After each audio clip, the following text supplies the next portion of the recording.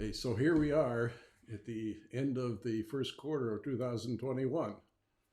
And if you haven't reassessed your business and how it operates and what needs to be changed as a result of all of what you learned through the course of last year and on to this year, I think you better get on with it. So I want to talk to you about 6 ways to reassess your business. So these are 6 things that you really ought to get focused on if you haven't already. So this is a reminder. I've talked to you about this several times over the course of late last year and early this year. So here we go again.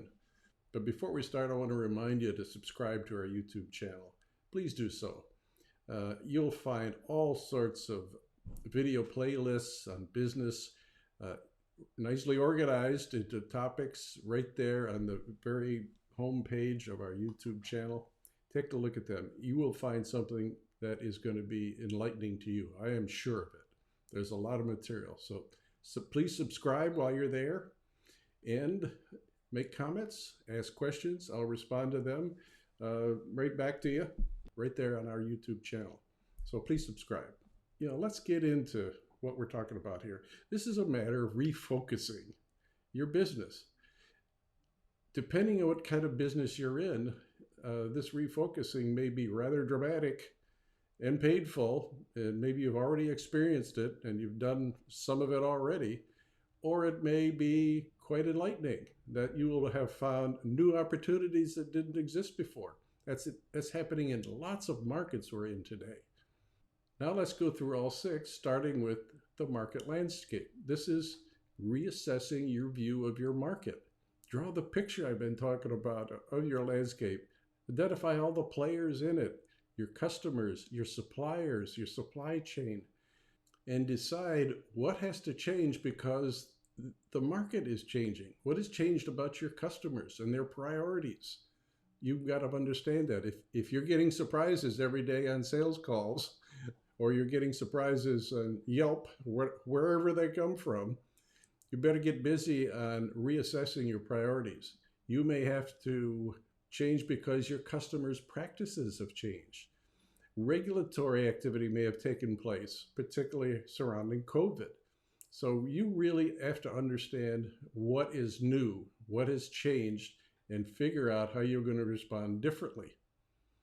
Particularly if your business has taken a downturn, but also if your business has taken an uptick, which is happening to some businesses, believe it or not, because of new opportunities, you want to know that too and exploit it further. Really reassess your market landscape and your participation in it. Okay, next. Reassess also your competitive position. What has happened? What kind of turnover has there been with respect to competitors, those that you're up against? Are there new leaders?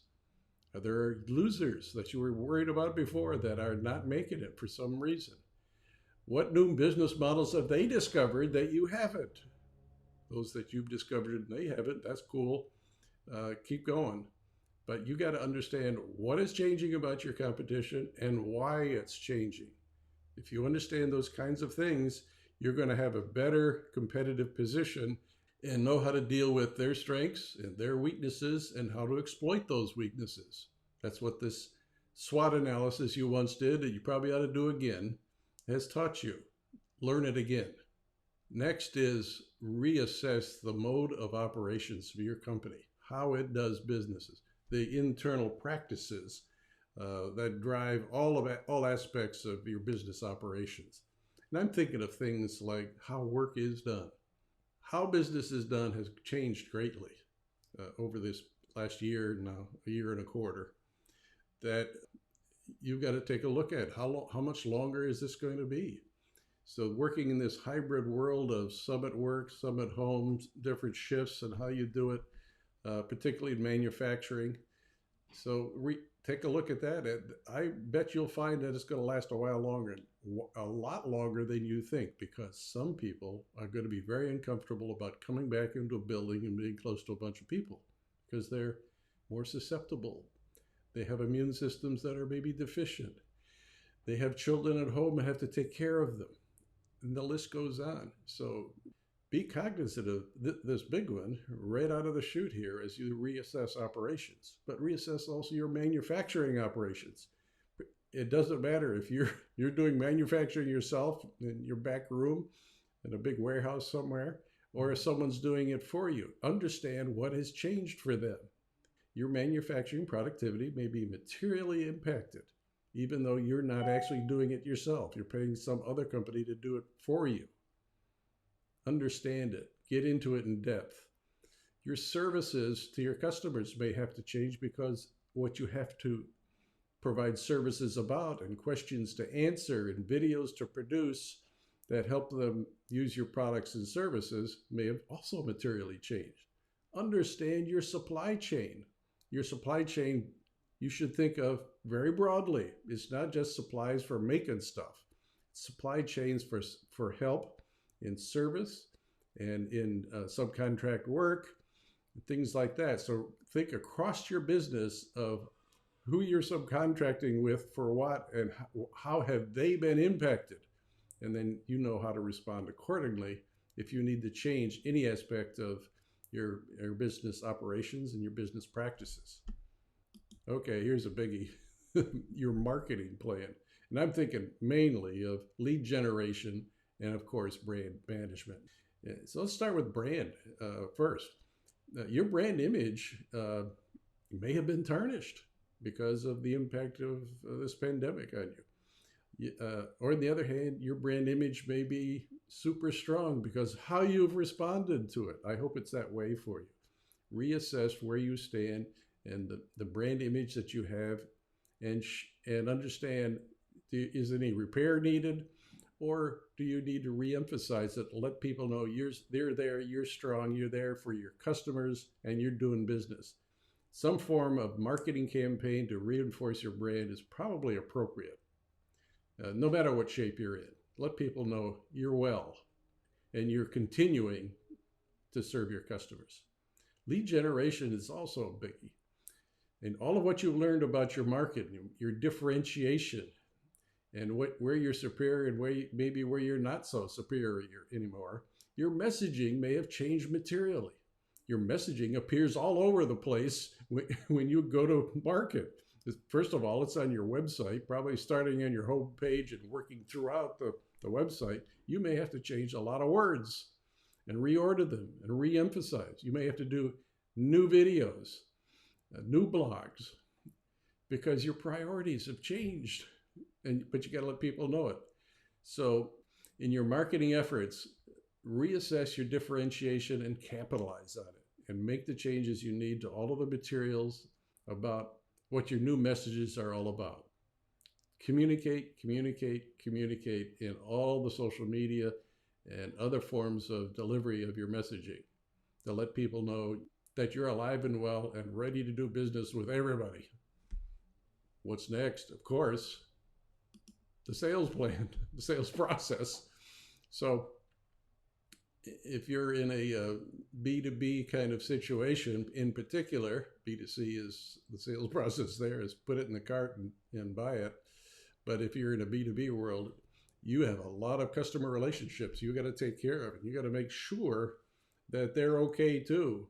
So reaffirm and reestablish, if you haven't done so already, the relationships you have with valued customers. In your channels, if you're doing indirect selling, so distributors and dealers, and eventually into stores, if you're selling something to stores, whatever your channels are, shore them up as well. Make sure those relationships are still strong, that you're there to serve their needs in supporting this channel that you're taking your products and services through. So understand the sales cycle and what has changed about it, if anything, but I bet you has, mainly because your customers have changed. Your next sales call probably ought to be another half hour to 45 minutes longer to take some time to learn about what's new with your customer. Show you care, show you understand, and show that you can meet their needs still today. I mean, this is the ultimate of success for your company, is keeping customers, continuing selling your valuable products and services to them. And then finally, that ever famous and ever popular forecast that some of you really don't like to do, but you have to do. So make sure your financial forecast is still realistic. Reassess the acquisition of revenue based on what you're understanding now about your sales cycles are, and your cost of goods sold, if they've changed, and that means your gross profit is now up or down, hopefully up, but sometimes it isn't because costs are going up, aren't they? You who manufacture products know that, don't you? The operating expense of your company may be materially changing as well, as you may have to bring on additional staff to do new things as you let others go. So there's a certain amount of dynamics going on in the operations of your company that will materially change the operating expense as a percentage of your gross profit. When you add all that up and subtract it from gross profit above you there, you'll see what your profit now looks like and what margins you can look forward to over, say, the course of the next 6 to 9 months. Do one out that far at least, and give you a level of comfort or discomfort, whatever the case may be, in what your financial position could be going forward. So there you have it. Get refocused on the new realities of your market and what's new in your market that affects you and what you can take advantage of. Understand what your competitors are up to and respond accordingly. You be up to more than them. What are your new operational processes? What do they have to be? What is their impact? And recast your marketing and sales plans to make sure that you're responding appropriately to the market opportunities you now have, and establish that wonderful new forecast that hopefully is even better than the one you had before. And with all of that, you're going to have a great day.